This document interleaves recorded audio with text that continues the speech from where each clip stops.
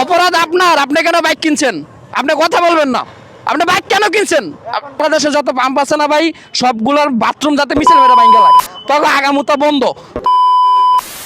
এই যে লোকগুলা সিরিয়াল ধরে তেল নিতে আছে ভাই, জীবনে সিরিয়াল ধরে কোনো কিছু নিছেন আজ পর্যন্ত?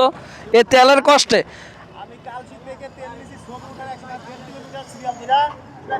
মানে 1.5 কিলোমিটার সিরিয়াল।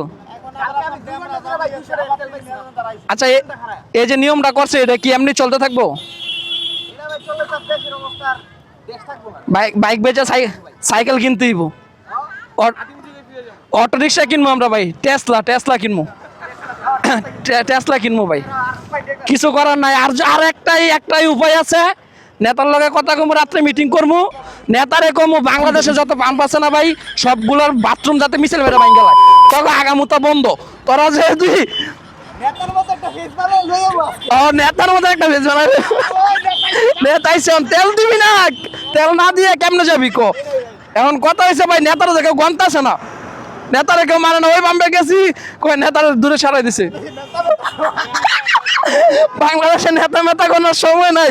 নেতা আপনি কষ্ট পাবেন না, এটি আপনি দেখেন না, সমস্যা নাই, আছে আপনার সম্মান আছে। সামনে যাই, এত বড় সিরিয়াল ভাই জীবনেও দেখি নাই। হ্যাঁ, ইতিহাসের পাতায় লেখা থাকবো।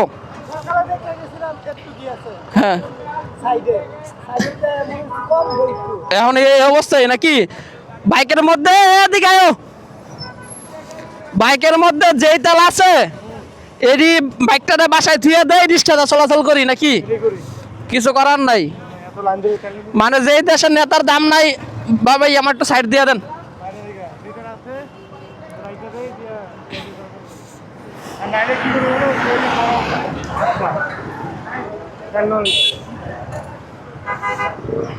এই যে সিরিয়াল, ভালো আছেন ভাই? অভিজ্ঞতা শেয়ার করেন।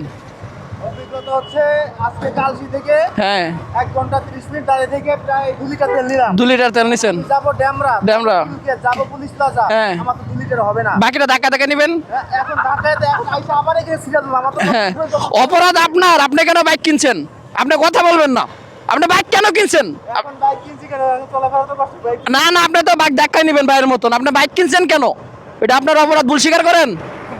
হ্যাঁ, এটা আপনার অপরাধ, আপনি সিরিয়ালে দাঁড়ায় থাকেন, কিছু করার নাই ভাই, ঠিক আছে ভাই। সামনে যাই, মজা লইতাছি, ওই নেতারে লইয়া একটু রিয়েকশন দিতেছি। এখন ফোন দিতেছে কেটায়, হ্যাঁ নেতা কল দিয়ে লাইছে, নেতার কল পরে ধরি।